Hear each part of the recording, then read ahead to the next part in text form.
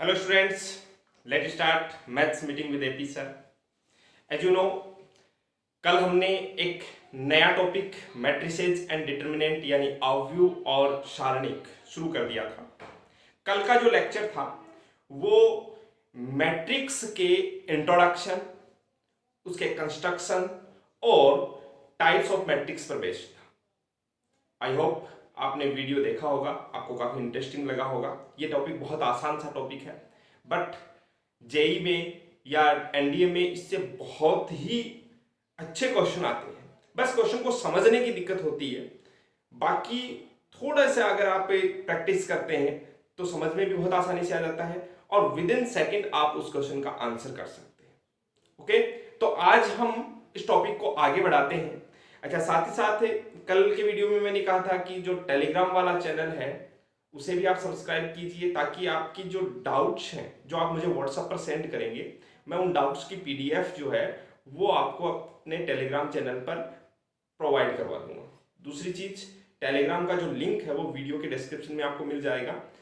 वहां से भी आप ओपन करके जो पीडीएफ हैं, जो प्रॉब्लम्स आपको आती हैं, उनका सॉल्यूशन पीडीएफ में आपको प्रोवाइड हो जाएगा। ओके, तो चलिए आज हम इस टॉपिक को आगे बढ़ाते हैं। मैट्रिक्स जो हम पढ़ रहे थे, हमारा आज का टॉपिक रहेगा एलजेब्रा ऑफ मैट्रिसेज, यानी अवयवों का बीजगणित। ओके, चलिए शुरू करते हैं एलजेब्रा ऑफ मैट्रिसेज। अच्छा, डिटरमिनेंट भी हमारा टॉपिक है, साथ ही चल रहा है वो, बट एक बार पहले भूमिका तैयार हो जाती है, मैट्रिक्स हम तैयार कर लेते हैं, उसके बाद के अंदर हम डिटरमिनेंट पर भी आएंगे और डिटरमिनेंट से भी अपने बहुत अच्छे क्वेश्चंस और बहुत ही इंटरेस्टिंग वे में हम सॉल्व करेंगे। ओके, आप बस रेगुलर वीडियोस देखते रहिए ताकि आपको अपने डाउट्स क्लियर होते जाए। ओके, तो देखिए एलजेब्रा ऑफ मैट्रिसेज में हमारा सबसे पहला पॉइंट रहेगा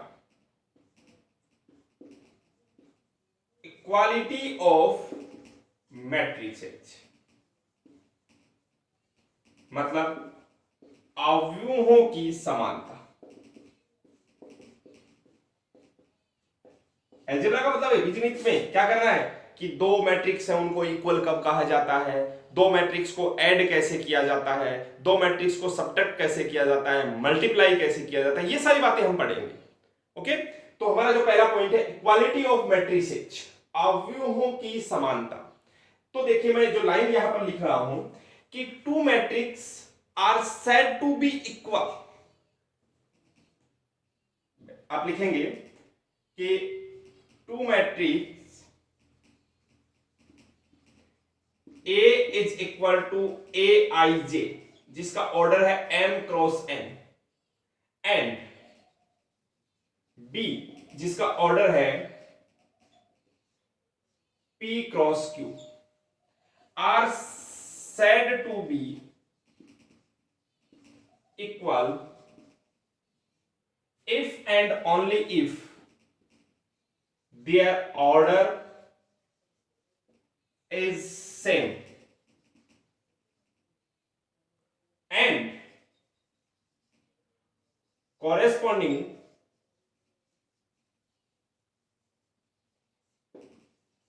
elements are same। हिंदी में आप लिख लीजिए, दो अवयव A बराबर AIJ M क्रॉस N और B बराबर BIJ P क्रॉस Q को समान कहा जाता है यदि उनका क्रम समान हो। अब यहां पर आ रहा है कि ऑर्डर सेम हो। ऑर्डर सेम होने का मतलब number of row in A is equal to number of row in B। यानी हम क्या कहना चाह रहे हैं कि M इक्वल टू N, मतलब जितनी रो फर्स्ट मैट्रिक्स में हो उतनी ही रो सेकंड मैट्रिक्स में होनी चाहिए। ओके, अच्छा जी, नंबर ऑफ कॉलम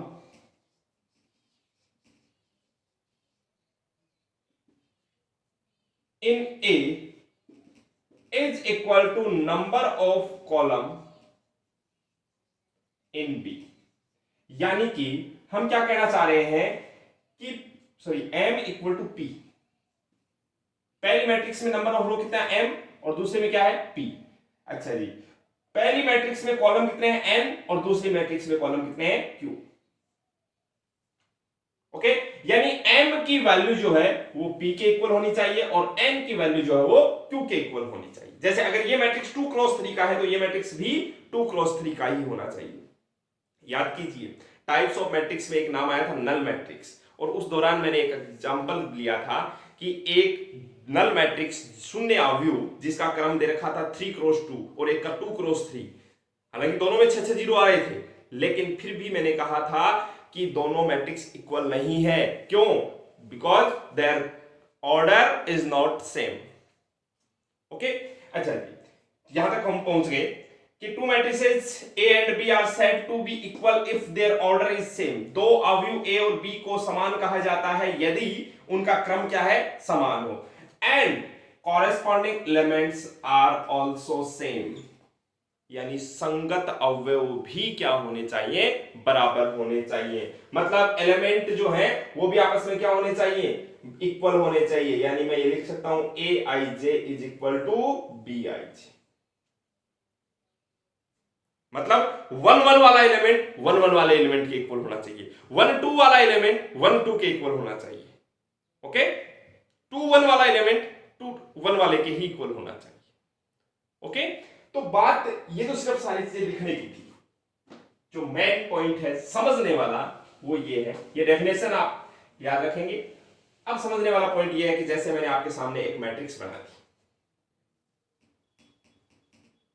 क्वेश्चन नहीं, एज एग्जांपल मैं एक मैट्रिक्स बना रहा हूं कि 2 3 5 और 4 3 7 या 4 1 7। अब आपसे क्वेश्चन किया जाए कि ये जो मैट्रिक्स है इसका ऑर्डर क्या है, तो ऑर्डर इसमें रो कितनी है 2 और कॉलम 1 2 3 2 क्रॉस 3। ओके, अच्छा, आपको क्या करना है, इससे मैट्रिक्स के इक्वल मैट्रिक्स बनाना है। तो सबसे पहला क्वेश्चन, इस मैट्रिक्स में 2 रो है तो इसमें भी 2 ही रो होनी चाहिए। इसमें 3 कॉलम है तो इसमें भी 3 ही कॉलम होने चाहिए। मतलब ये मैट्रिक्स भी किस ऑर्डर की बने, 2 क्रॉस 3 की। अच्छा जी, यहां ये पोजीशन कौन सी है, मैं यहां लिख देता हूं। ये वाली जो पोजीशन आपको दिखाई दे रही है ये A11 पोजीशन है क्या? फर्स्ट रो का फर्स्ट कॉलम का एलिमेंट 2 है, तो इस मैट्रिक्स में भी फर्स्ट रो फर्स्ट कॉलम का एलिमेंट क्या होना चाहिए, 2। यहां 3 है तो इसमें यहां पर भी 3 होना चाहिए। यहां 5 है तो यहां भी 5 होना चाहिए। 4 1 7 है तो 4 1 7। अब देखो कितनी बेवकूफी वाली बात है। क्या हुआ, एक लाइन में अगर मैं ये बात कह देता, ये जो इतनी बार रही है कि एक मैट्रिक्स केवल और केवल खुद के इक्वल होता है, क्या ये कोई नया मैट्रिक्स बना है? नहीं, यही मैट्रिक्स है। अगर पहले वाले को ए नाम दे तो इस दूसरे वाले को भी हम ए नाम दे सकते हैं। एक मैट्रिक्स केवल खुद के ही इक्वल हो सकता है। बात क्लियर है? मतलब दूसरा मैट्रिक्स अगर उसका ऑर्डर बदल दिया जाए या फिर ऐसे लिख दिया, मान लो ये मैट्रिक्स है और इस मैट्रिक्स को मैंने ऐसे लिख दिया 2 3 5 4 1 7, और अब आप कहोगे नहीं ये सेम ही है, ये भी ए ही है, आप बिल्कुल गलत हो जाएंगे। आपको ये नहीं देखना है कि इसमें 2 3 5 4 1 7 2 3 5 4 1 नहीं। मैंने आपको कल भी पिछले वीडियो में भी एक बात कही है कि matrix means arrangement of elements, यानी arrangement of numbers and functions. तो यहां अरेंजमेंट बदल गया, नंबर्स वो क्यों वही है 2 3 5 2 3 5 4 1 7 4 1 7, बट इनका अरेंजमेंट बदल गया। It means this matrix is not equal to A. Okay, हाँ, आगे हम एक पॉइंट पढ़ेंगे, this matrix is said to be transpose of A. आगे आएगा ट्रांसपोज यानी परिवर्त हिंदी में, आगे पढ़ेंगे ये टॉपिक कि क्या होता है कि एक मैट्रिक्स के फर्स्ट रो को फर्स्ट कॉलम बना दिया जाए और सेकंड रो को सेकंड कॉलम बना दिया जाए, ऐसे ही थर्ड रो होती है उसको थर्ड कॉलम बना दिया जाए, मतलब रो को कॉलम में और कॉलम को रो में चेंज कर दिया जाए, तो ऐसे आपको जो नया मैट्रिक्स मिलता है उसे हम क्या कहते हैं, ट्रांसपोज ऑफ मैट्रिक्स यानी आव्यूह का परिवर्त कहते हैं। ओके, चलिए ये आगे आएगा टॉपिक। तो बात फिर ये टॉपिक जो मैंने अभी बोला कि एक मैट्रिक्स सिर्फ खुद के इक्वल होता है, तो फिर पढ़ने की जरूरत क्या थी। यहां से कई बार क्वेश्चन आपको मिलता है, और क्वेश्चन क्या है, मैं एक क्वेश्चन आपके सामने लिख रहा हूं।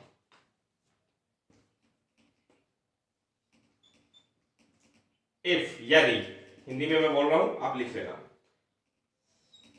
x minus y 2x minus y 2x plus z और 3z plus w is equal to -1 0 5 13, then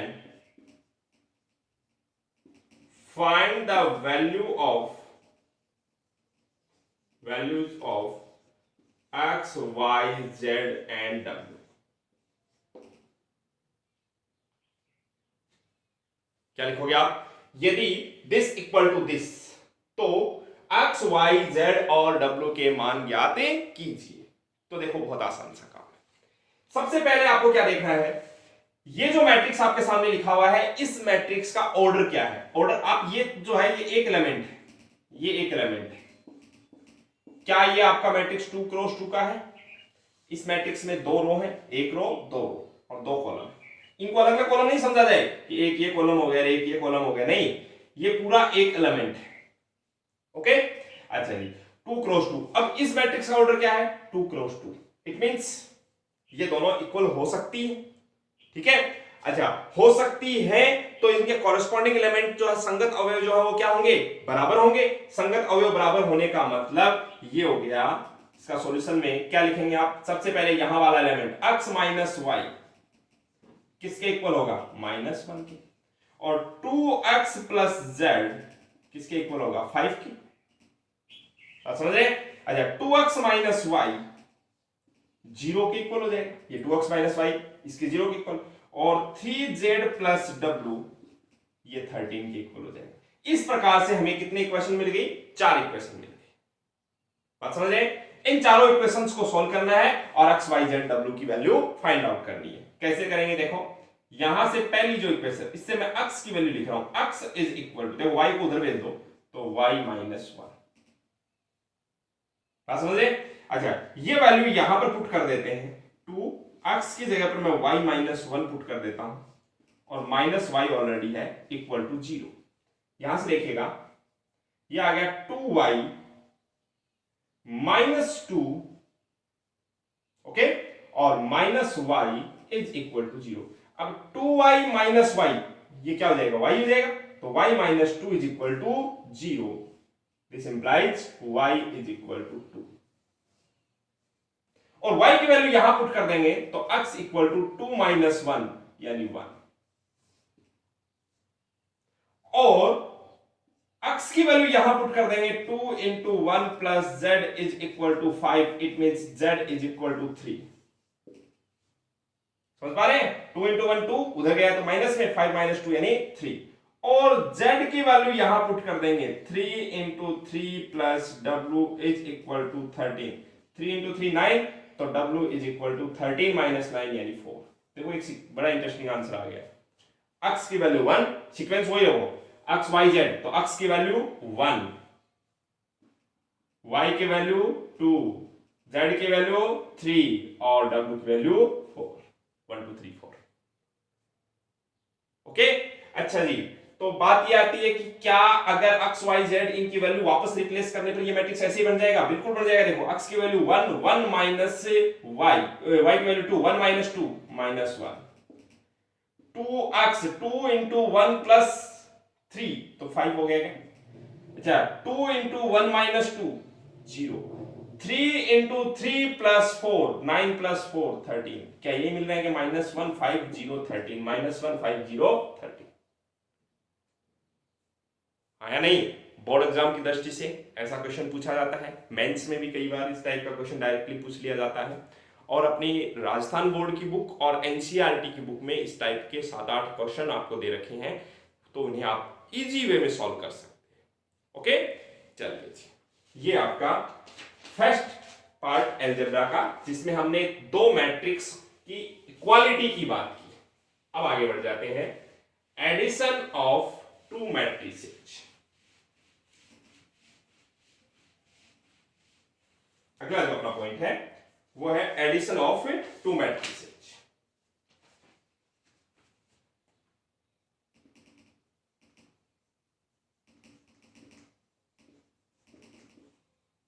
to matrices यानी दो अवयवों का योग।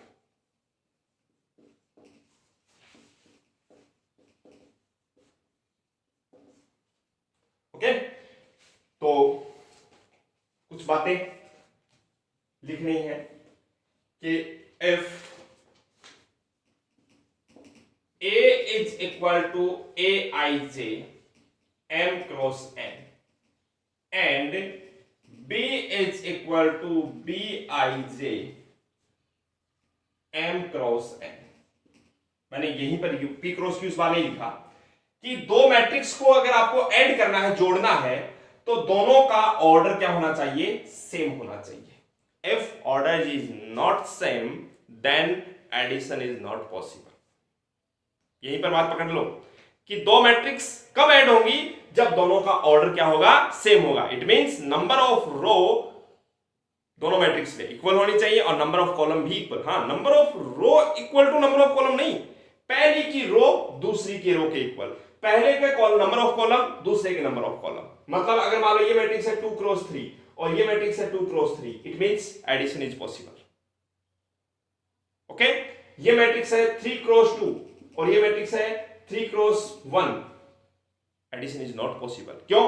क्योंकि यहां पर नंबर ऑफ रो 3, यहां नंबर ऑफ रो 3, यहां पर नंबर ऑफ कॉलम 2, यहां पर नंबर ऑफ कॉलम 1, तो ये देखो यहां गड़बड़ हो गई, इसका मतलब एडिशन इज नॉट पॉसिबल। तो मैं यही बात लिखूंगा, if A and B same order के are two matrices then A plus B is possible. ठीक है, हिंदी में क्या लिख लेंगे? यदि A बराबर दिस एंड B बराबर दिस, तो दो अवयव हैं, तो A प्लस B संभव है। ओके, अच्छा, A प्लस बी पॉसिबल है, तो A प्लस बी कैसे फाइंड आउट करते हैं अपन? A प्लस बी में क्या करते हैं? कॉरेस्पॉन्डिंग एलिमेंट्स को ऐड कर देते हैं, मतलब Aij प्लस Bij, मतलब 1 1 वाले एलिमेंट को 1 1 वाले के साथ में ऐड करते हैं, 1 2 वाले को 1 2 वाले के साथ में कॉरेस्पॉन्डिंग एलिमेंट्स को ऐड कर देते हैं, और जो रिजल्टेंट मैट्रिक्स आता है वो भी उसी ऑर्डर का आता है जिस ऑर्डर की मैट्रिक्स आपको दे रखी होती है। लिखना चाहो तो ये सारी बातें आप लिख सकते हैं। क्या लिख सकते हैं कि addition of two matrices is possible when their order is same and the resultant matrix is obtained by adding corresponding elements। क्या लिखेंगे? दो अवयवों के क्रम समान हो तो उनका योग संभव है, और परिणामी जो अवयव है वो संगत अवयवों का योग करके प्राप्त किया जाता है। And the resultant matrix is also the same order। जो परिणामी अवयव है वो भी क्या होगा? उसी क्रम का होगा जिस क्रम के अवयवों को आपने ऐड किया है। ओके, तो चलिए, जैसे एज ए एग्जांपल मान लो, चाहे क्वेश्चन आप लिख सकते हैं कि अगर मैं आपके सामने ऐसे लिख दूं 2 0 -3 9 1 7, ठीक है, और फिर कहा जाए ऐड करो इसमें 3 2 5 1 -3 और 2, तो सबसे पहले तो एडिशन पॉसिबल है कि नहीं है ये चेक करते हैं। देखो इस मैट्रिक्स में कितने रो हैं, 2 रो हैं। कितने कॉलम है, 3 कॉलम है, तो 2 क्रॉस 3। इस मैट्रिक्स में कितनी रो है, 2। कॉलम कितने हैं, रो का मतलब हॉरिजॉन्टल और कॉलम का मतलब वर्टिकल। देखते चलो। अब आपको क्या करना है, रिजल्टेंट मैट्रिक्स आएगा वो भी इसी ऑर्डर का आएगा, मतलब 2 क्रॉस 3 का ही आएगा। 2 क्रॉस 3 का मतलब इसमें कितने एलिमेंट आएंगे, 6 एलिमेंट आएंगे। ये भी 2 क्रॉस 3 का ही आएगा। अब कैसे आएगा, इस कॉरेस्पॉन्डिंग एलिमेंट्स को ऐड करना है। 2 और 3 को ऐड करो, कितना हो गया 5। 0 किससे ऐड के साथ में ऐड होगा, 2 के। 0 plus 2 2, 1 plus 5 1 plus 5 6, -3 plus 1 -2, okay. और 9 -3, अब आप ये मत समझो कि ये माइनस हो रहे, नहीं, 9 प्लस -3 तो कितना हो गया 6 हो गया, और 7 प्लस 2 9 हो गया। This is resultant matrix. बात समझ रहे हैं? चलिए इसके ऊपर फिर से आएंगे, लेकिन उससे पहले अगर आप बात करें कि दो मैट्रिक्स को सब्ट्रैक्ट करना, हालांकि इस पॉइंट को पढ़ने की जरूरत नहीं है, एडिशन करना और सब्ट्रैक्ट करना एक साथ चलते हैं दोनों।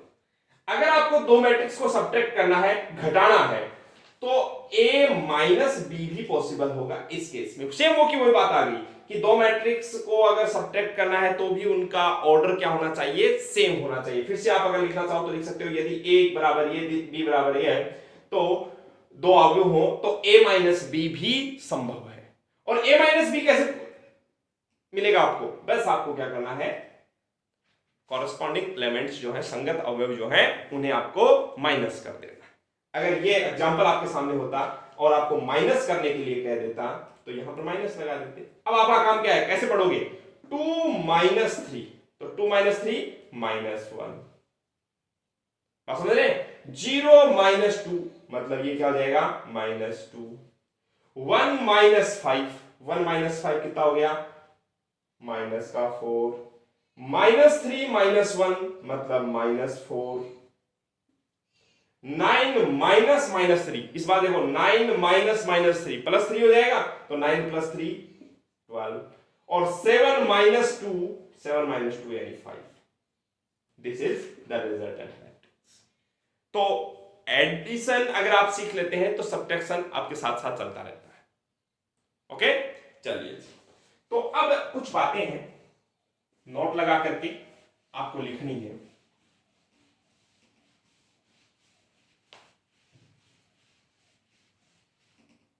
और वो बातें क्या क्या हैं, पहले मैं लिख देता हूं। मैं इंग्लिश में लिख रहा हूं और हिंदी में बोल रहा हूं, तो आप लिख लेना। पहला point, addition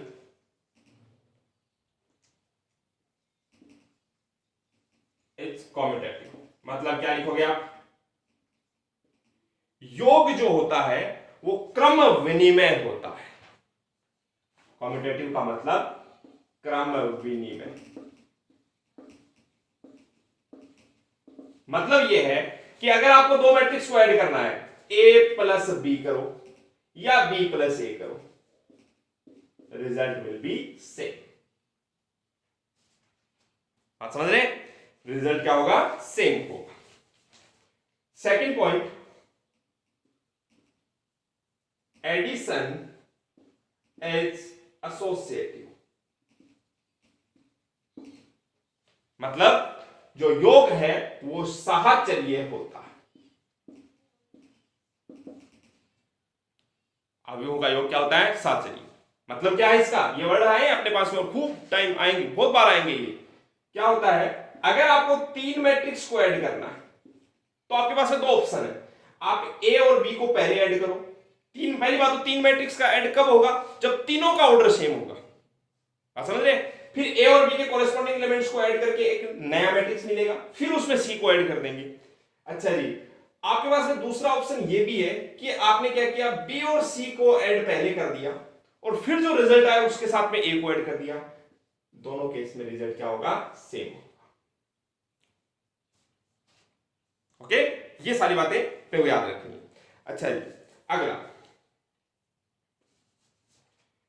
cancellation is possible.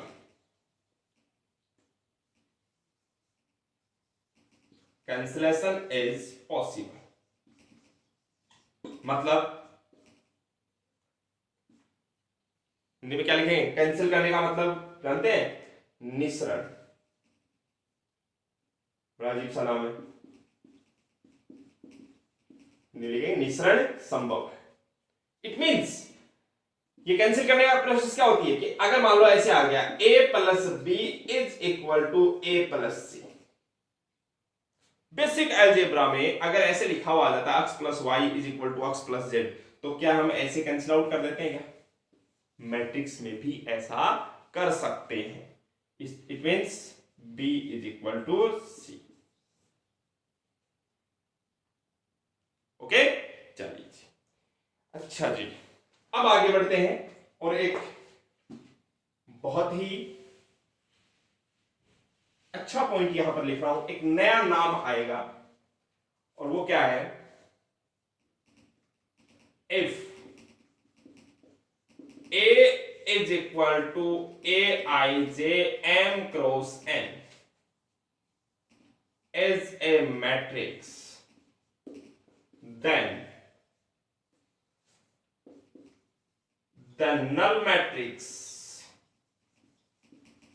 of order m cross n is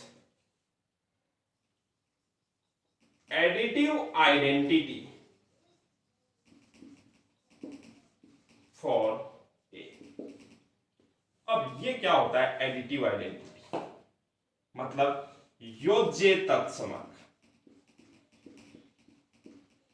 पहले हिंदी में लिख लो क्या?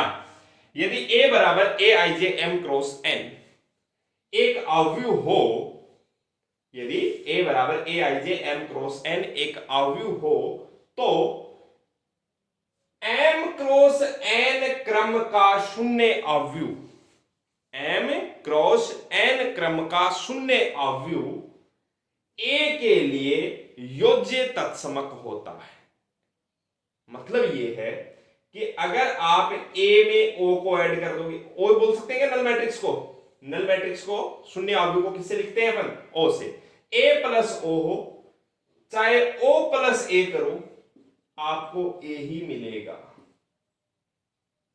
मतलब कोई फैक्ट नहीं पड़ेगा। और यही तो होता है योज्य तत्समक। मतलब इस O को एज ए जीरो समझ सकते हो। लेकिन बस इतना ध्यान किस बात का रखना है कि मैट्रिक्स अगर आपके पास में ऐसे है A B C D E F, और आपने क्या किया? जीरो मैट्रिक्स ऐसे ले लिया, तो फिर क्या आप A B C D E F लिख सकते हैं? बिल्कुल नहीं लिख सकते। क्योंकि पहले आपको क्या सोचना है कि addition is possible when order is same. क्या इस मैट्रिक्स में 3 रो हैं? सॉरी 2 रो हैं, इस मैट्रिक्स में 2 रो हैं, ठीक है, कोई दिक्कत नहीं है। लेकिन इस मैट्रिक्स में 3 कॉलम है, इसमें 2 ही कॉलम है ये भी जीरो मैट्रिक्स। बट ये जीरो मैट्रिक्स कैसा होना चाहिए? अगर दिया गया मैट्रिक्स 2 क्रॉस 3 का है तो जीरो मैट्रिक्स भी 2 क्रॉस 3 का ही लेना है। समझ रहे? अब अगर आप इनको ऐड करते हो तो देखो A में 0 ऐड हो गया मतलब A, B में 0 ऐड हो गया मतलब B, C में 0 ऐड हो गया मतलब C, कोई फैक्ट नहीं पड़ा। तो बात जो समझने वाली वो थी, वो क्या थी कि योज्य तत्समक जो है, एडिटिव आइडेंटिटी जो है, वो क्या होता है? उसी ऑर्डर की नल मैट्रिक्स होती है। ओके, अच्छा आगे बढ़ते हैं। इफ लिख लो आप A plus b is equal to 0, A plus b is equal to 0, then A and B are known as additive inverse of each other। क्या लाइन लिखोगे? यदि A प्लस बी बराबर शून्य अवयव O हो तो A तथा B, यदि A प्लस बी बराबर O हो तो A तथा B परस्पर एक दूसरे के एडिटिव इनवर्स यानी योज्य प्रतिलोम होते हैं। योज्य प्रतिलोम। ओके, कैसे? देखो, एक मैट्रिक्स मैं अपनी तरफ से ले रहा हूं, A इज इक्वल टू 2 0 -1 3, मान लो ये मैट्रिक्स ले ली। अब इस मैट्रिक्स में ऐसा कौन सा मैट्रिक्स ऐड किया जाए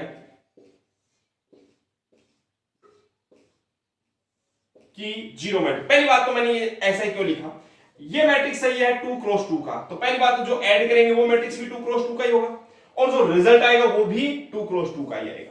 अब देखो, 2 को 0 बनाना है तो उसमें क्या ऐड किया जाए? -2।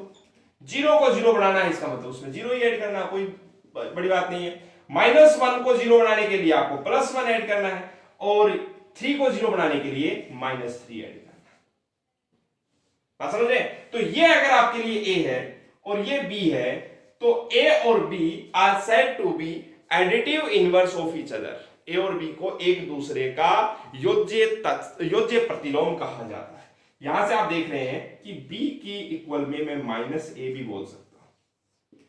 B और A को ध्यान से देखिए, B और A में किस बात का डिफरेंस है कि जो एलिमेंट A में पॉजिटिव है वो B में नेगेटिव है। 0 का तो कोई नेगेटिव पॉजिटिव होता नहीं है, -1 है तो 1 है, 3 है तो -3। तो ऐसे केस में एक नया नाम आ जाता है हमारे पास में, और वो आता है नेगेटिव मैट्रिक्स,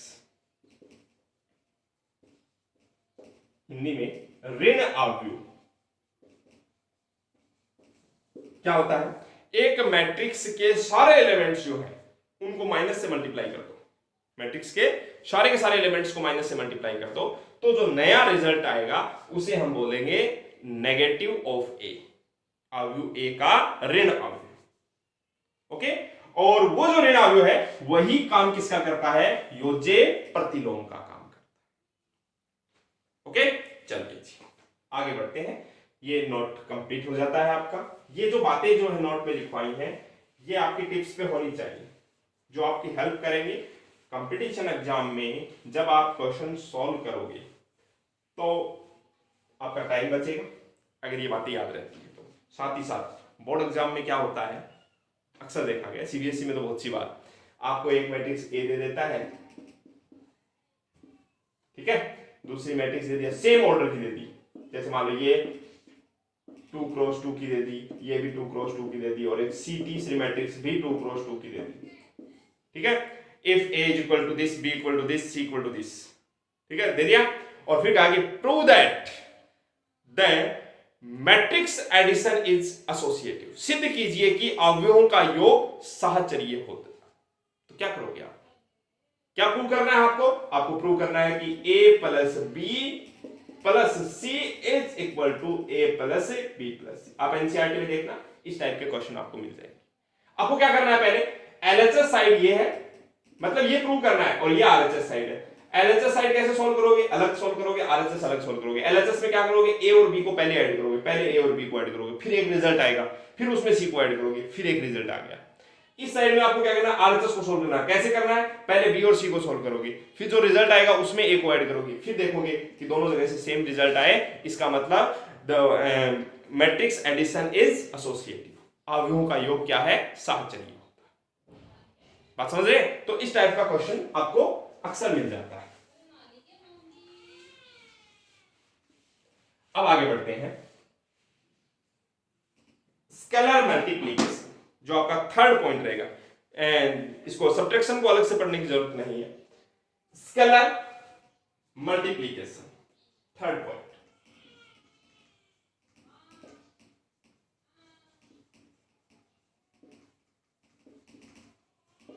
मतलब स्केलर मल्टीप्लिकेशन बाय, यस, सिर्फ एक बार तो इसको ऐसे लिखो, अदिश गुणन। और जो लाइन लिख रहा हूं वो ये हो जाएगा, इसका मतलब ये है मल्टीप्लीकेशन ऑफ ए स्केलर, मतलब कांस्टेंट, बाय मैट्रिक्स। क्या कहा कि एक अवयव को अगर किसी अचर राशि या अदिश राशि से गुणा किया जाता है तो उसे हम कहते हैं अदिश गुणन यानी स्केलर मल्टीप्लिकेशन। कैसे? जैसे हमारे पास में एक मैट्रिक्स है, क्वेश्चन ले रहा हूं मैं कि एक मैट्रिक्स ए है, वो है 1 माइनस 3 और 2 माइनस 6 सॉरी 2 प्लस 6, और आपसे कहा जाए कि हाफ ऑफ ए फाइंड करो। इसका मतलब क्या है कि आपको ए के एलिमेंट्स को किससे मल्टीप्लाई करना है? 1/2 से। तो 1 को 1/2 से मल्टीप्लाई करोगे 1/2, -3 को मल्टीप्लाई करोगे -3/2, 2 को मल्टीप्लाई करोगे 1, 6 को मल्टीप्लाई करोगे 1/2 से 3, मतलब सारे एलिमेंट्स क्या हो गए? हाफ हाफ हो गए। अगर आपको यही कहता कि 4a फाइंड करो तो इसका मतलब क्या होता? इस मैट्रिक्स के सारे एलिमेंट्स को 4 से मल्टीप्लाई कर दो। तो 1 को 4 से किया 4, -3 को 4 से किया -12, 2 को 4 से किया 8, 6 को 4 से किया 24। एक बात बताइए, क्या इस प्रोसेस में जो आपका मैट्रिक्स है उसका ऑर्डर चेंज हुआ? बिल्कुल नहीं हुआ। बस क्या हुआ कि जो एलिमेंट्स जो थे वो जिस भी नंबर से आप मल्टीप्लाई करते हो उसी से मल्टीप्लाई हो जाते हैं, मतलब उतने ही टाइम हो जाता है। तो मैं ये कहूं कि एक मैट्रिक्स ए को अगर किसी कांस्टेंट नंबर के से मल्टीप्लाई किया जाता है तो क्या ऐसा लिखा जा सकता है कि इसको करना क्या है? एलिमेंट्स को तो मल्टीप्लाई करना है, ऑर्डर वो का वो रहेगा m क्रॉस n। समझ रहे हैं? तो एक मैट्रिक्स को किसी कांस्टेंट नंबर से मल्टीप्लाई करने का मतलब सारे एलिमेंट्स को उस नंबर से मल्टीप्लाई कर दो। ओके, चलिए अब आप एक क्वेश्चन यहां पर मुझे करके दिखा देंगे। अच्छा, एक चीज नोट लगा करके आप अलग से लिखें, एक बात दिमाग में आ रही है। एक डायगोनल मैट्रिक्स है जिसमें मान लो 3 एलिमेंट है, इसका मतलब क्या है पहले तो ये बताओ। एक डायगोनल मैट्रिक्स है, इसका मतलब ये है कि 3 क्रॉस 3 की तो डायगोनल मैट्रिक्स होगी। डायगोनल के एलिमेंट क्या होंगे? विकर्ण अवयव, हिंदी में लिख देता हूं मैं, विकर्ण अवयव। D1 D2 D3, ठीक है। अच्छा, विकर्ण अवयव की कंडीशन क्या होती है कि डायगोनल के ऊपर वाले सारे एलिमेंट 0 और नीचे वाले भी सारे 0। अब आपसे कहा जाए कि इस डायगोनल मैट्रिक्स को k से मल्टीप्लाई करना है किसी कांस्टेंट नंबर से। k से मल्टीप्लाई करने का मतलब जैसे मान लो 2 से मल्टीप्लाई करना है, तो अब क्या होगा? ये डायगोनल के एलिमेंट ही तो मल्टीप्लाई होंगे, बाकी सब तो 0 0 0 है, तो 0 कोई मल्टीप्लाई होने का कोई मतलब नहीं है। तो क्या मैं ऐसे लिख सकता हूं कि k time diagonal matrix D1 D2 D3 is equal to diagonal matrix k D1 k D2 और k D3। ये भी एक इंपॉर्टेंट पॉइंट है, इसे आप याद रखें कि अगर डायगोनल मैट्रिक्स को आपको मल्टीप्लाई करना है किसी कांस्टेंट नंबर से तो आपका काम कितना सा है कि डायगोनल के जो एलिमेंट्स है उन्हें मल्टीप्लाई कर दो, क्योंकि हम जानते हैं कि जो रिमेनिंग एलिमेंट्स है वो तो क्या है? 0 है, और 0 को किसी नंबर से मल्टीप्लाई करने का कोई मतलब नहीं। ओके, अच्छा है।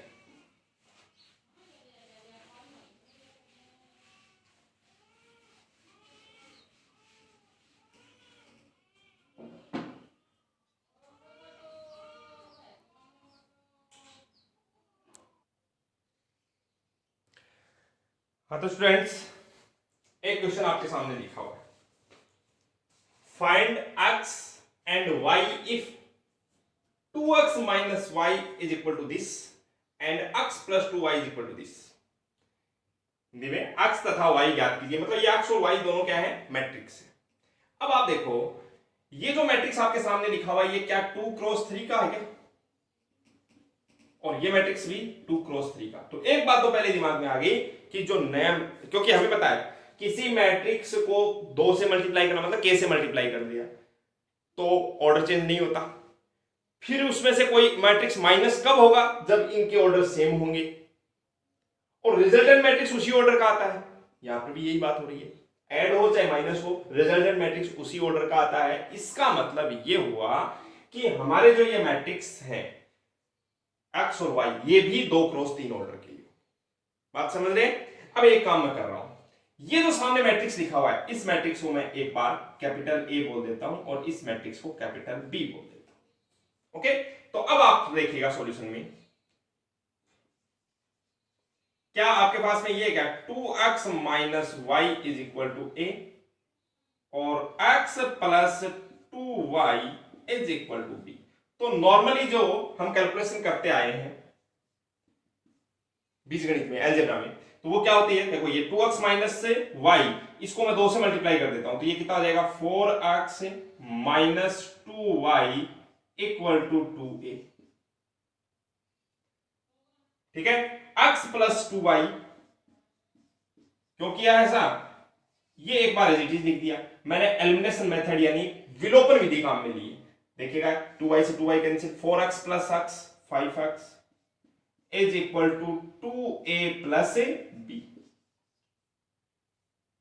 समझ रहे? तो यहां से अगर मैं बात करूं आगे तो x इज इक्वल टू 2। अब a क्या है matrix 6 minus 6 0 minus 4 2 1 plus b क्या है 3 2 5 और माइनस 2 1 माइनस 7। ओके, अच्छा ये है 5x। तो 5x इज इक्वल टू, पहले देखो ये मैट्रिक्स 2 से मल्टीप्लाई होगी तो 6 2 12 माइनस 12 और 0।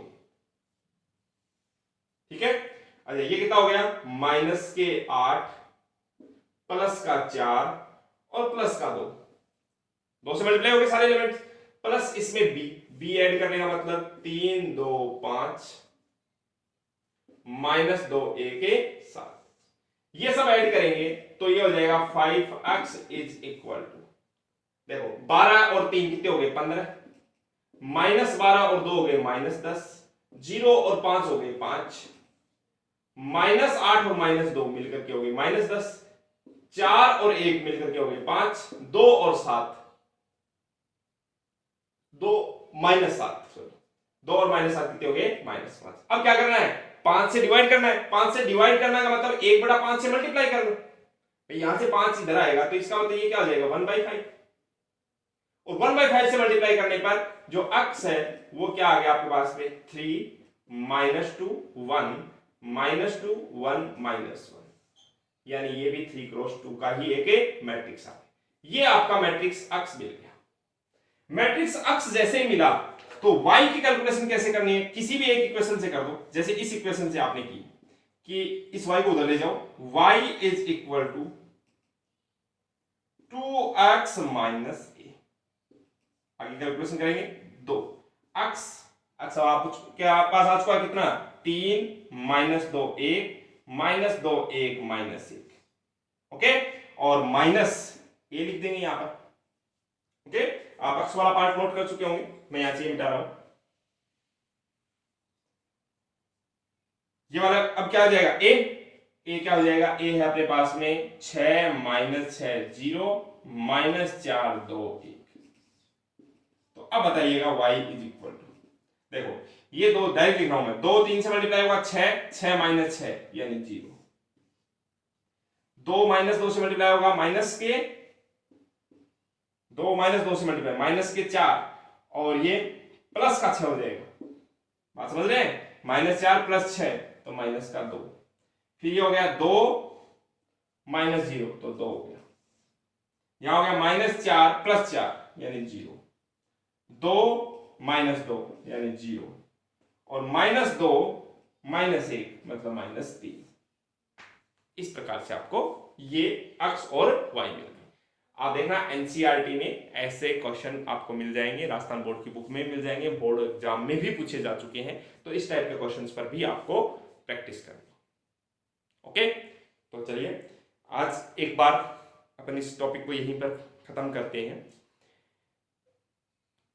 इस लेक्चर को यहीं पर खत्म करते हैं। अब अगला जो टॉपिक है मल्टीप्लिकेशन, बहुत इंटरेस्टिंग, और वहां पर आपको कंपटीशन एग्जाम की दृष्टि से बहुत अच्छे अच्छे क्वेश्चन मैं आपको करवाऊंगा। आप यहां तक का मैटर अच्छे से तैयार कर लें, एनसीईआरटी के क्वेश्चन सॉल्व कर लें, आरबीएससी बोर्ड की जो बुक है उसके क्वेश्चन सॉल्व कर लीजिए, और साथ ही साथ जो आपने इंटीग्रेशन वाले क्वेश्चन सॉल्व किए हैं उनमें अगर आपको कोई प्रॉब्लम आई है तो वो जो व्हाट्सएप नंबर दे रखे हैं उस व्हाट्सएप नंबर पर आप सेंड कर दीजिए, ताकि उसका जो पीडीएफ में सॉल्यूशन आपको टेलीग्राम वाला चैनल जो सेम नाम से maths meeting with AP sir, उस चैनल पर आपको प्रोवाइड करा दिया जाएगा। ओके, और चैनल को सब्सक्राइब करें, वीडियोस लाइक शेयर जरूर करते रहिए ताकि ज़्यादा से ज़्यादा स्टूडेंट इसका बेनिफिट ले सके। Okay, thank you.